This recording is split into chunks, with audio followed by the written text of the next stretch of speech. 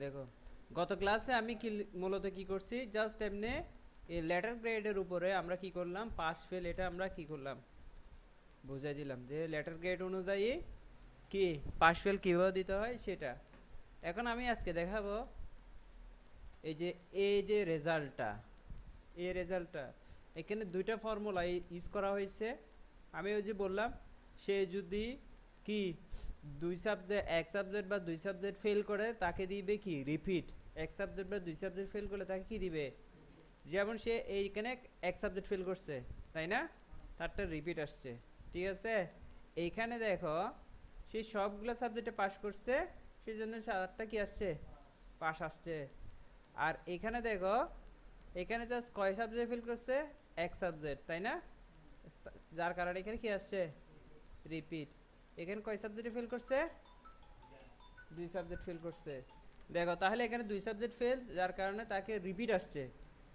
আর এইখানে একটু খেয়াল করো, এক সাবজেক্ট ফেল, দুই সাবজেক্ট ফেল, তিন সাবজেক্ট ফেল, চার সাবজেক্ট ফেল, যার কারণে কি ফেল আসছে। এখানে এক সাবজেক্ট ফেল, দুই সাবজেক্ট ফেল, তিন সাবজেক্ট ফেল, যার কারণে কি আসছে ফেল, অর্থাৎ দুইয়ের অধিক হইলে ফেল। হ্যাঁ, আর যদি এক সাবজেক্ট বা দুই সাবজেক্ট হয় তখন কি আসবে, রিপিট আসবে। যখন অল সাবজেক্টে পাস আসবে তখন কি পাস। বুঝতে পারছো নাকি বুঝো নাই? তাহলে আমরা এই ফর্মুলাটা এখন কি করব, ব্যবহার করব, ইউজ করব। ঠিক আছে, আমরা এটা একটু সুবিধার্থে কপি করে নিলাম, তারপর আস্তে আস্তে বোঝাই দিব। হ্যাঁ, আমরা আগের ফর্মুলাটাকে কি করে দিব, বাদ করে দিব। একটা জিনিস খেয়াল করো, আমরা এই এন ফর্মুলা বাদ দিয়ে হিসাব করো, মনে করো এই এন ফর্মুলাটা নাই। ঠিক আছে, আমরা গতকালকে কি দিয়ে করছিলাম, ইফ দিয়ে করছিলাম। ইফ দিয়ে কি বলছিলাম, এখানে বলা হচ্ছে যে 3 গ্রেটার দ্যান অর ইকুয়াল 200, যে 3 মানে হচ্ছে কি টোটাল নাম্বার। টোটাল নাম্বার যদি সে 200 বা তার সমান হয়, 200 বা তার বেশি হয়, 200 সমান বা তার বেশি হয়, গ্রেটার দ্যান অর ইকুয়াল মানে হচ্ছে 200 সমান বা তার বেশি হয়, তাহলে সে কি করবে, তাহলে সে কি করবে, সে কাউন্ট করবে। কি করবে, কাউন্ট করবে। কাউন্ট আবার ইফ লাগাইছে কেন, ইফ লাগাইছে যদি, কাউন্ট ইফ মানে হচ্ছে যদি গণনা করবে কি এখান থেকে এতটুকু পর্যন্ত, ই3 কোলন i3, মানে ই3 থেকে i3 পর্যন্ত এগুলো কি subject, greater than or equal 33, 33 marks বা তার বেশি। আমার কথা বুঝতে পারতেছো? টোটালে যদি সে 200-র বেশি পায় তাহলে সে কি করবে, সে গণনা করবে। কি গণনা করবে, সাবজেক্টগুলা। কি গণনা করবে, সাবজেক্টগুলা, মানে এখান থেকে এতটুকু পর্যন্ত সাবজেক্টগুলা, সব সাবজেক্টে মিলে মানে 33-এর বেশি যদি পায়, ওই সাবজেক্টগুলোতে কি 33-এর যদি বেশি পায়, কয় সাবজেক্টে, 5 সাবজেক্টে ইকুয়াল টু 5 সাবজেক্ট, মানে 5 সাবজেক্টে যদি 33-এর বেশি পায়, 33 বা তার বেশি পায় 5 সাবজেক্টে, কয় সাবজেক্টে, 5 সাবজেক্টে, তাহলে তাকে কি বলবে, পাস। আমার কথা বুঝতে পারতেছো? একটু জটিলতা আছে কিন্তু বুঝলে সহজ। আমার কন্ডিশনটা কি ছিল, আমার কন্ডিশন ছিল সে যদি এখানে সাবজেক্টগুলোতে যদি পাস করে তাহলে তার কি হবে, রেজাল্টটা পাস আসবে। সে যদি এক সাবজেক্ট বা দুই সাবজেক্ট ফেল করে তাহলে কি আসবে, রিপিট আসবে। সে যদি দুই সাবজেক্টের উপরে ফেল করে তাহলে সে কি আসবে, ফেল আসবে। আমাদের শর্ত এরকম ছিল না, সেই শর্তটাই আমরা কাকে দিচ্ছি, এক্সেলকে দিচ্ছি। বলতেছি ইফ যদি এন, এন কেন লাগাইছি, এন লাগাইছি দুইটা ফর্মুলাকে একসাথে অ্যাড করার জন্য। একাধিক ফর্মুলা বা একাধিক জিনিসকে অ্যাড করার জন্য কি লাগাইতে হয়, এন ফর্মুলা লাগাইতে হয়। ঠিক আছে, অর হচ্ছে যে এটা বাদ এটা, এখানে অর দরকার নাই, এখানে এন্ড আসে। ঠিক আছে, তাহলে ইফ এন্ড, ইফ এন্ড কেন লাগাইছি, ইফ হচ্ছে যদি, আমি যদি এটা হয়, হ্যাঁ, এন লাগাইছি কাউন্ট ইফকে অ্যাড করার জন্য। ঠিক আছে, যদি টোটাল মার্কস 200 বা তার বেশি হয় তাহলে সে সাবজেক্টগুলা গুনবে, সাবজেক্টগুলাতে 33 বা তার বেশি পাইছে কিনা দেখবে। কয় সাবজেক্টে, 5 সাবজেক্টে। যদি সব ঠিকঠাক থাকে তাহলে দেখো value if true, value if true, true হলে কি হবে, পাস আসবে। আমাদের এখানে ক্লিক করলে দেখো ইফ ইফ ফর্মুলা শুরু হয়েছে। ইফ ফর্মুলা শুরু হওয়ার পর লজিক্যাল টেস্টে বলতেছে এন্ড ফর্মুলাকে কল করবে। লজিক্যাল টেস্টে কি বলছি, লজিক্যাল টেস্ট মানে আমার কাজটা কি হবে, ইফ ফর্মুলা দিয়ে যখন কাজ শুরু করবো সে কাজটা কি করবে, কি কাজ করবে, কাজটা হবে সে এন্ড ফর্মুলাকে কল করবে। এন্ড ফর্মুলাকে যখন কল করবা এন্ড ফর্মুলা কি করবে, ওর নিজের লজিকটা দিবে। কয়টা লজিক দিবে, এন্ড ফর্মুলা দিলে তুমি কয়েকটা লজিক একসাথে অ্যাড করতে পারবা। এন্ড ফর্মুলার বৈশিষ্ট্য হচ্ছে কয়েকটা ফর্মুলাকে কি করা, যুক্ত করা। বুঝতে পারছো?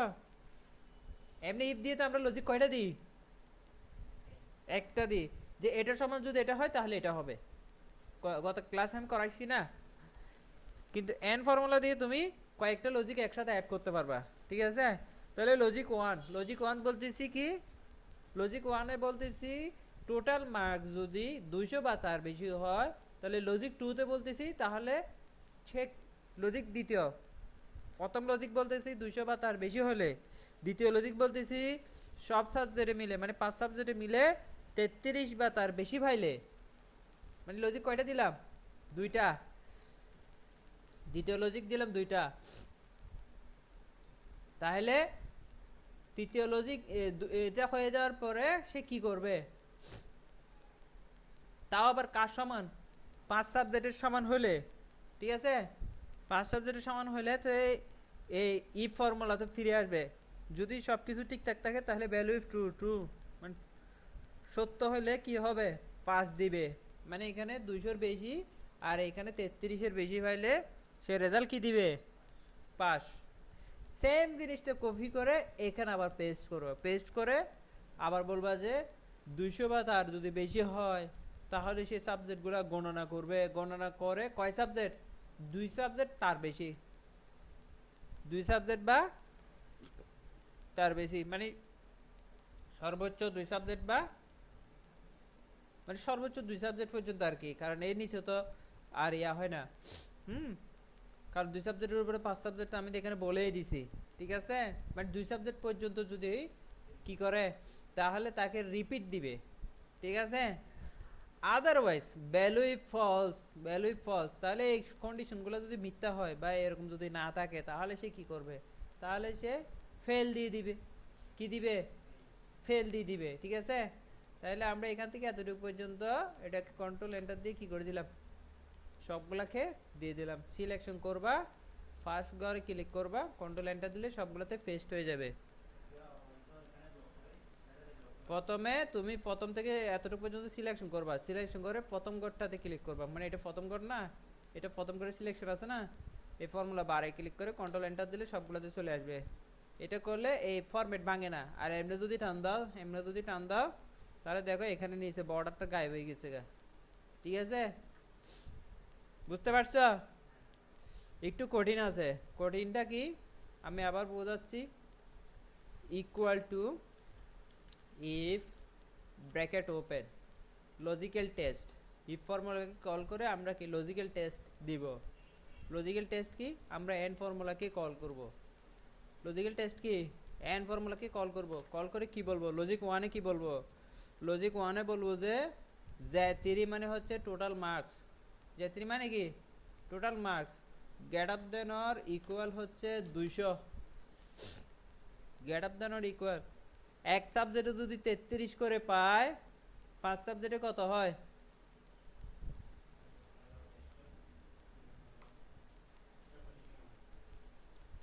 165 হয়। এমনি হিসাব করে দেখো তো, আমার তো মনে হয় না।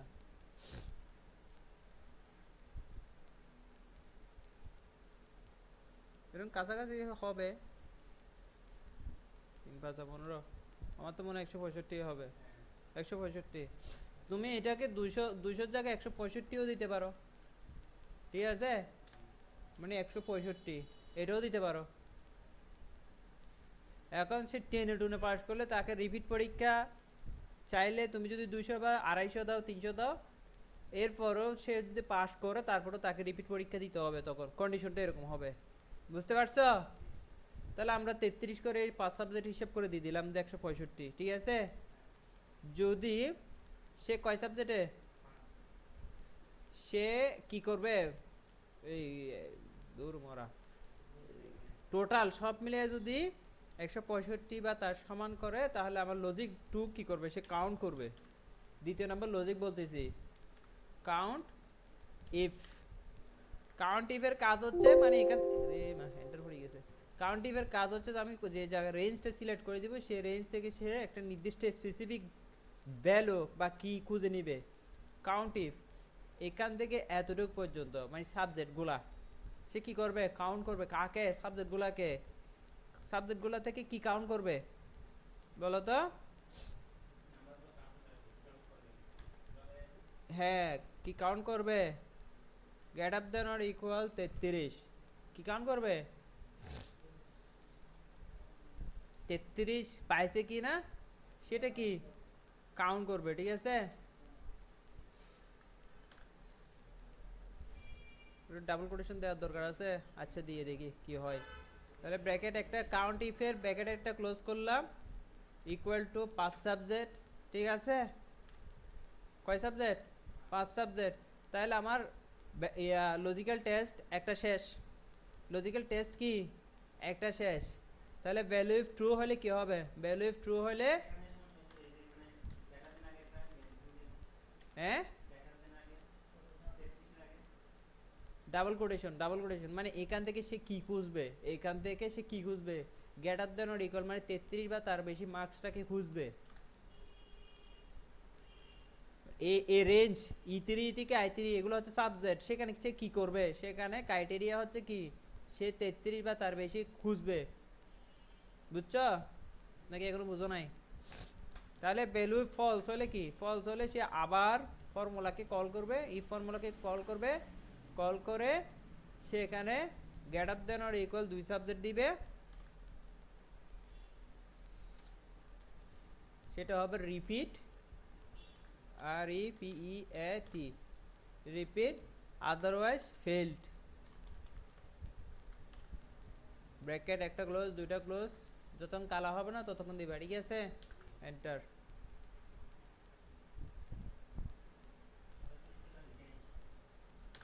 তাহলে দেখো একটা জিনিস খেয়াল করো, এখানে নেম চলে আসছে। কেন নেম চলে আসছে বলো তো? বলো কেন নেম চলে আসছে? এখানে নেম কেন চলে আসছে? হ্যাঁ, লজিক ফলস হয়েছে, কিন্তু এখানে তো ফেল আসছে। এখানে কিন্তু কি আসছে? নেম চলে আসছে, কারণ আমরা এখানে ডাবল কোটেশন দিই নাই। কোন একটা এক্সেলের মধ্যে, আমি বারবার বলছি, এক্সেলের মধ্যে যখন কোন একটা ট্যাক্সকে তুমি যদি কি করো, ইনপুট করতে চাও বা কাউন্ট করাইতে চাও, তখন তাকে কি দিতে হবে? ডাবল কোটেশন দিতে হবে। বুঝতে পারছো? তোমার সূত্র একটা দাড়িগমও যদি বেশ কম হয়, একটা দাড়িগমও যদি বেশ কম হয়, তোমার সূত্র কাজ করবে না, এটা মাথায় রাখবে। তাহলে আমরা কি করব, আমরা এখানে যেভাবে 33 33 33 দেওয়ার পরে চারটে সাবজেক্টে কি করলাম, চারটে সাবজেক্টে পাস করে একটা সাবজেক্টে যদি ফেল করে, তাহলে আমরা তাকে রিপিটে নিয়ে যাব, ফেলে না। সেজন্য আমরা এখানে টোটালের মধ্যে জাস্ট আমাদের এই সূত্রটা, এখানে আমাকে 5 সাবজেক্টে মিলে যদি 165 হয়, তাহলে আমরা কি করব, 165 কাউন্ট করব। বুঝতে পারছো? তাহলে 165 যদি কাউন্ট করে, তাহলে এটার মতো রিপিট আসবে। ঠিক আছে, দেখো এখানে যেমন রিপিট, এখানে এখন সেম হয়ে গেছে। ফেল কখন হবে? 165 নিচে হলে হবে। আর হচ্ছে কি এখানে 2 এর অধিক ফেল হইলে তখন ফেল হবে। এতটুকু ক্লিয়ার? বুঝতে পারছো? হ্যাঁ। দ্বিতীয় নাম্বার ধাপ, দ্বিতীয় নাম্বার ধাপ হচ্ছে এখানে তো অনেকগুলো লেখা, এখন কয়টা পাস কয়টা ফেল বুঝতে কষ্ট, এক নাম্বার। দ্বিতীয় নাম্বার হচ্ছে যে পাসগুলো যদি একটু কালার হইতো, রিপিটগুলো যদি একটু কালার হইতো, ফেলগুলো যদি একটু কালার হইতো, জিনিসটা একটু দেখতে সুন্দর লাগতো, তাই না? তো আমরা এখন চেষ্টা করব কিভাবে পাঁচটাকে একটা সবুজ কালার দেওয়া যায়, তারপর রিপিটটাকে কীভাবে হলুদ কালার দেওয়া যায়, হ্যাঁ ফেলটাকে কীভাবে রেড কালার দেওয়া যায়, সেটা আমরা কি করব এখন চেষ্টা করব। ঠিক আছে, এখানে একটা জিনিস খেয়াল করো, এখানে আমি কয়েকটা কন্ডিশনাল ফরম্যাটিং ইউজ করছি, দেখতেছ? এখানে কয়েকটা ফর্মুলা ইউজ করছি, যেমন এই এই ডি এর জন্য হলুদ, তারপর হচ্ছে কি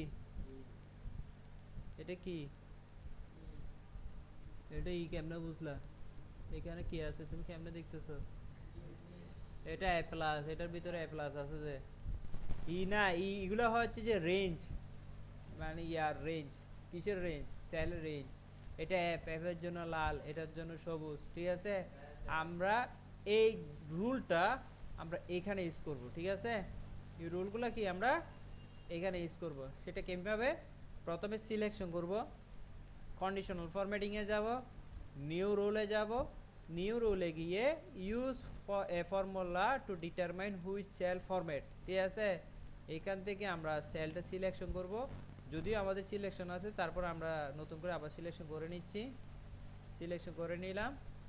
নেওয়ার পরে আমরা ওকে বলে দিব ইকুয়াল টু, আমরা কি চাচ্ছি, পাস, ডাবল কোটেশন দিয়ে সবসময় ট্যাক্স কাউন্ট করতে হলে আবার কি করতে হবে, ডাবল কোটেশন দিতে হবে।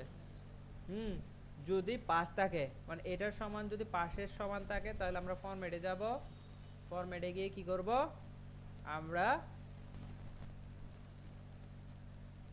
এই কালারে যাব, কালারে গিয়ে পাশের জন্য সবুজ, তারপর এখান থেকে চাইলে আমরা ফন্ট টোন চেঞ্জ করতে পারি, বোল্ড করতে পারি, এখান থেকে সাইজ বাড়াই কমাইতে পারি, ঠিক আছে।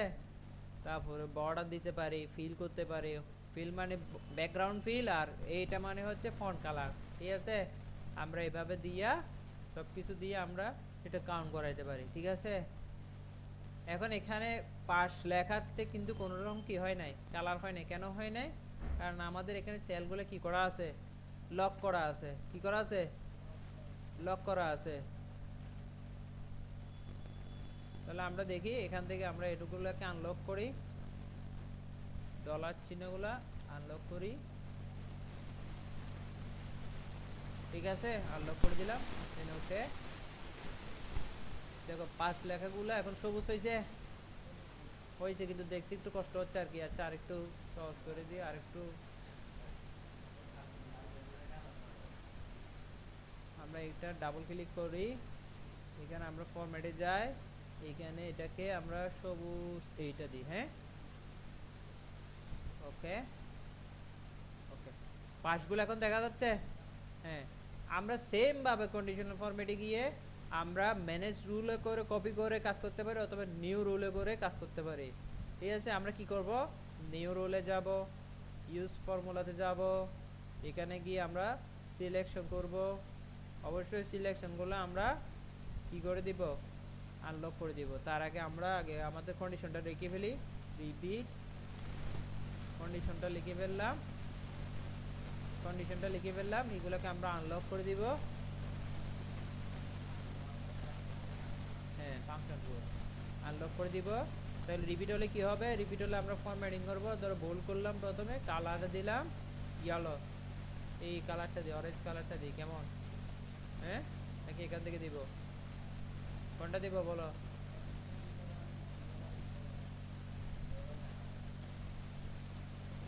এটা ঠিক আছে না।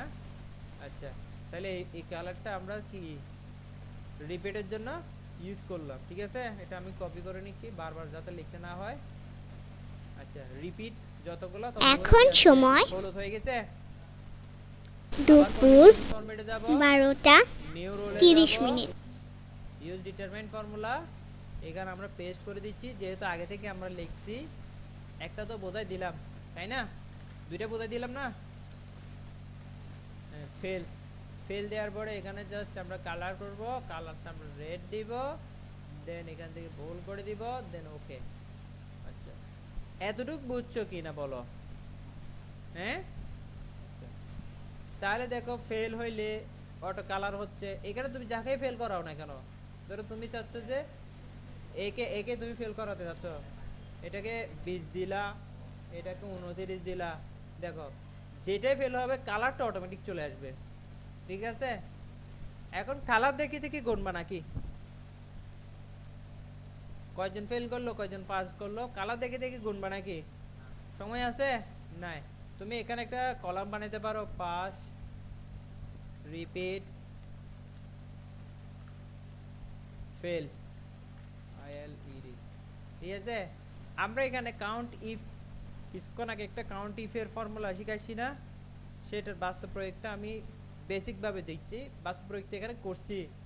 হ্যাঁ, এখন শুধু কাউন্ট ইফের ফর্মুলা দেখাবো, শুধু কাউন্ট ইফ ইকুয়াল টু কাউন্টের কাজ কি? কাউন্টের কাজ হচ্ছে গণনা করা, যে এখানে কয়টা সেল আছে বা কয়টা রো আছে বা কয়টা কি আছে, মানে তুমি স্পেসিফিক কোন একটা কিছু যদি বলো, যেমন আমি কাউন্ট দিয়ে দেখো, শুধু কাউন্টটা বুঝো।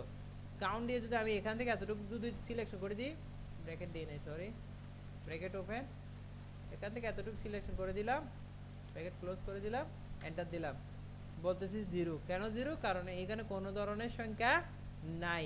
আমি যদি সেম জিনিসটা এই এই এই রেঞ্জের মধ্যে আমি যদি এটা সিলেকশন করতাম, তাহলে সে কি করতো, এখানে যে যে জায়গায় কি আছে সংখ্যা আছে সে ঘরগুলাকে সে কাউন্ট করবে, মানে এখানে কয়টা ঘর আছে, ঠিক আছে?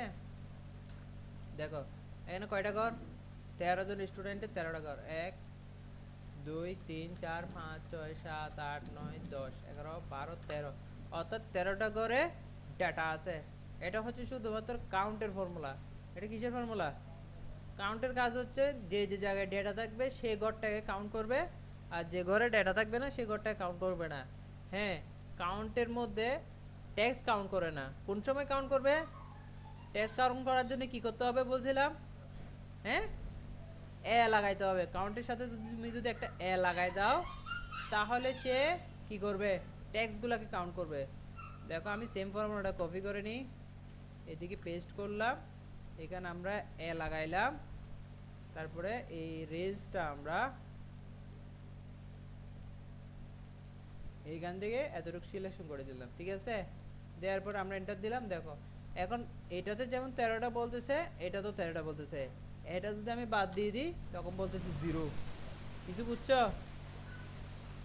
মানে এ দিলে সে ট্যাক্স কাউন্ট করবে, এ না দিলে সে ট্যাক্স কাউন্ট করবে না। এখন আমার কাজ হচ্ছে পাস কয়টা ফেল কয়টা সেটাকে আমরা বের করা, ঠিক আছে? তাহলে আমরা এটা আগের মতো এই সেলটা সিলেকশন করি, এতটুকু এন্টার দিই, বলতেছি জিরো। তাহলে আমরা করব কি, কাউন্ট ইফ ফর্মুলাতে যাব। কোথায় যাব? Count if formula. If formula এখানে আসি, রেঞ্জ তো দিলাম, এখান থেকে এতটুকুর মধ্যে ক্রাইটেরিয়া, সে কাকে গুনবে? কাউন্ট ইফ হচ্ছে সে ক্রাইটেরিয়া, স্পেসিফিক একটা নির্দিষ্ট ক্রাইটেরিয়া গুনবে। আমার কথা বুঝতে পারতেছ? কি কি গুনবে? সে গুনবে পাসকে, PASSED, pass, double quotation close, ঠিক আছে? দেন এন্টার, কয় সাবজেক্টে পাস।